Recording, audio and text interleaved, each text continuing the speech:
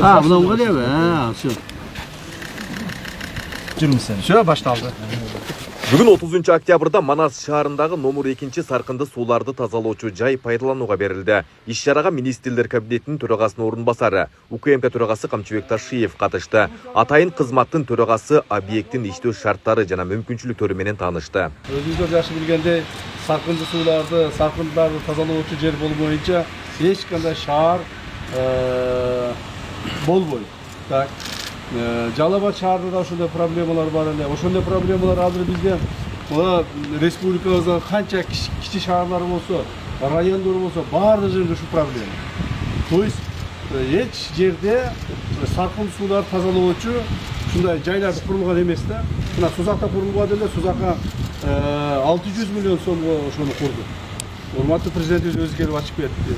Азыр кудай эле ошондой жайды тигел Кочкар атаныкы бар экен, кичинекей экен, аны кеңейтип атабыз, чоңойтуп атабыз.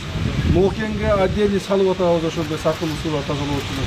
База Коргонго отдельный салып атабыз ошол тазалоочуну. То есть бүт жерлерге ушуну салыш керек болуп атат да. Буларды бунсуз уже сиздердин ишканаңарсыз ушундай саркынды суулар тазалоочу ишканаңарсыз эч бир шаар өспөйт экен. Эч бир шаар өсүп, же болбосо салган үйлөрүң, же жасалган ишканаларың өспөйт экен да. Ошон үчүн сиздердин ишканаңыздардын мамлекет үчүн, мамлекетте жашаган элдер үчүн баасы өтө жогору, ушул жерде кызмат кылганыңыздар үчүн рахмат баарыңыздарга. Ишиңиздер ийгиликтүү болсун. Мына Жалал-Абад шаарындагы саркынды сууларды тазалоочу жайы жаңырып, жаңадан салынып, элге кызмат кылууга даяр болуп турат. Кудай буюрса, сапаттуу кызмат көрсөтөсүздөр деген ойдомун. Эрнисбек Абжалиевичтин жасаган жумуштарын көп жумуштар жасап атат. Шаарыбыз мына өзгөрдү. Азыр мына реновация жумуштарын жасап атабыз. Эски баягы ирип, чирип кеткен үйлөрдү баарын бузуп, ордуна жаңы сону үйлөрдү салганга аракеттерди баштадык. Анан кийин жанагы баарды айтат, Эрнисбекти шаардын Жалал-Абад, то есть Манас шаарынын мэрини Ташиев ургулап турду. Ушул баланы кантип ургулайсыз? Бул баланы ургулаш кыйын, бул өзү мына спортсмен болуп турат.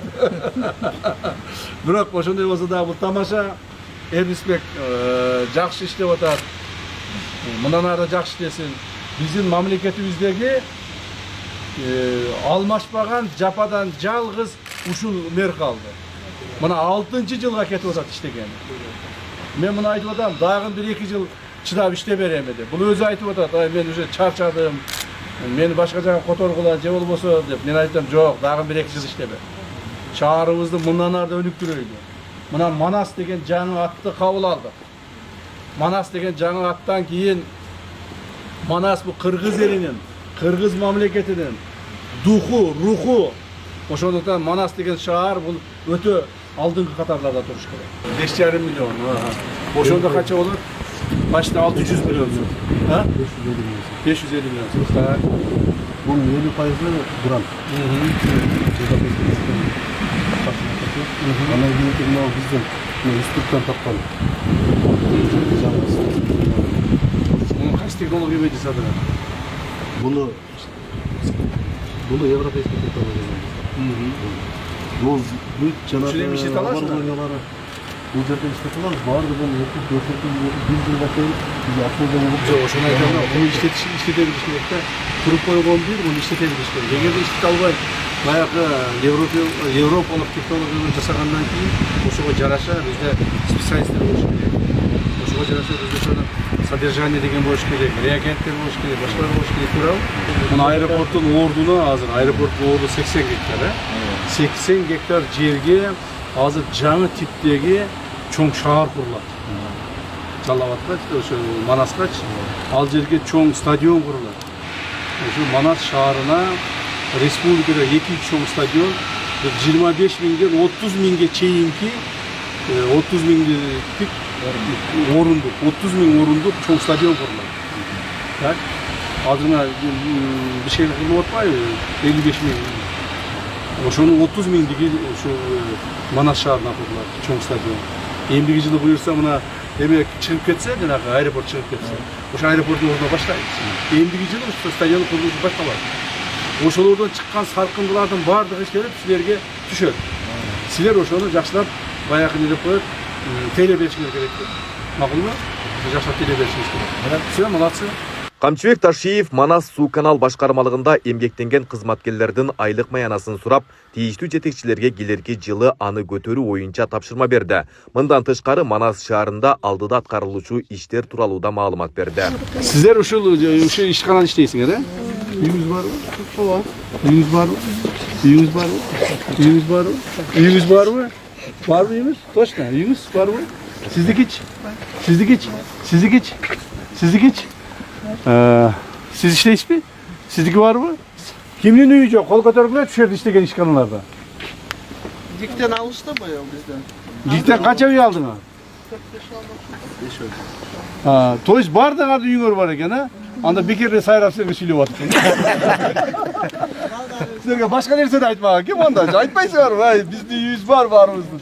Кыйналбаң депчи. Канча аласыз айына? Колуңузга? Koluma 24 bin lira. 24. Sizçi? 32. Sizçi? 28. Sizçi? 31. Sizçi? 17? Sizçi? 24. Ne bekini aldınız? Kaç alasın? Bugünden ne bileyim. Bizdeki жанагы хозыр жанагындай. Процент. То есть ошондо где-то примерно бир 20 менен 30 тегерегин алат экен да? Ушуну кантип көбөйтөбүз зарплатаны?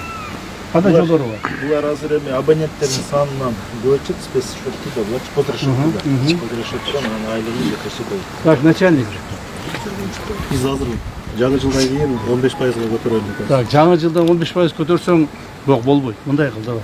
Сенде адамдар, сиз 17 000 алам деп атасызбы? Ушу 17 000 алган кызыбыз эртең жок дегенде, болду албай калдым дегенде бир 35 000 алыш керек. Уктуңузбу? Эң аз алган ушу кыз экен. Мына эң аз алган 35 000 алыш керек. Өлдү, болбой калды дегенде. А мына эжекелердики соответственно образом буларды да көтөрүш керек. Мына 35 000 алам деп атат, бул эженики бир жок дегенде 45 000 болуш керек. Бул эже 30 000 алам деп атат, 40 000 болуш керек. Мына 24 000 алам деп атат, 35 000, 40 000 болуш керек. Уктуңбу? Ошондуктан эмдиги жылы мен өзүм келип текшерем. Мен сизге тапшырма. Керек. Силерге тапшырма. Мына сиздердин эң минимальный, эң аз алган сиз экенсиз, 17 000. 17 000 алган кызыбыз кийинки жылы албай калды, өтө аз алды дегенде 30 000, ата бир 35 000 акча алыш керек. Уктуңарбы? Бүгүндөн баштап расчетуңду чыгар. Отур, иште, башты иштеткиле. Манас шаарындагы номер 2 саркынды сууларды тазалоочу жайынын курулушу 2024 жылдын апрель айында башталган. Объект суткасына 20 000 метр куб саркынды сууну тазалоого ылайыкташтырылган. Курулуш иштери Европа өнүктүрүү жана реконструкциялоо банкы тарабынан каржыланган. Долбоордун тендердик баасы 5 489 000 еврону түзөт. Шу тазаланганы ушу. Жок, эми иштетебиз. Мындан тазаланып, анан кийин таза сууга чыгат, атлактарды алып коёбуз. Бул жактан алып. Бул жер азыр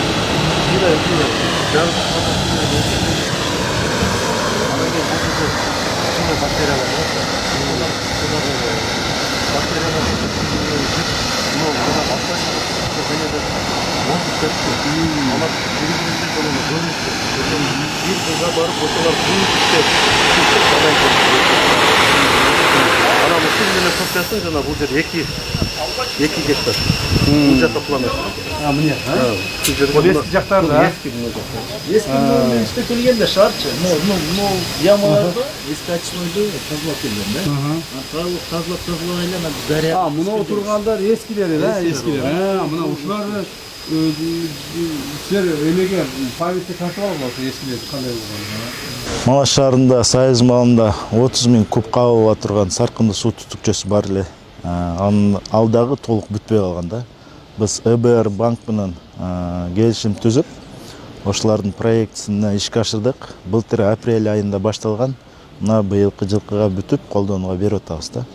Бу жерде азыр суткасына 20 000 куб кабыл алууга даяр. Шаардын чоңоюшун эске алып, мына 20 000 кубтук кабыл алуучу саркынды суу түтүкчөлөрүн кабыл ала турган жайды куруп атабыз да. Номер 2 саркынды сууларды тазалоочу жай Манас шаарын толугу менен камсыздайт. Учурда курулуш иштери 95%га аяктаган. Ал эми объект жыл аягына чейин толук пайдаланууга берилет деп пландалууда. Айбек Исабеков, Замирбек Тойчубаев, Регион.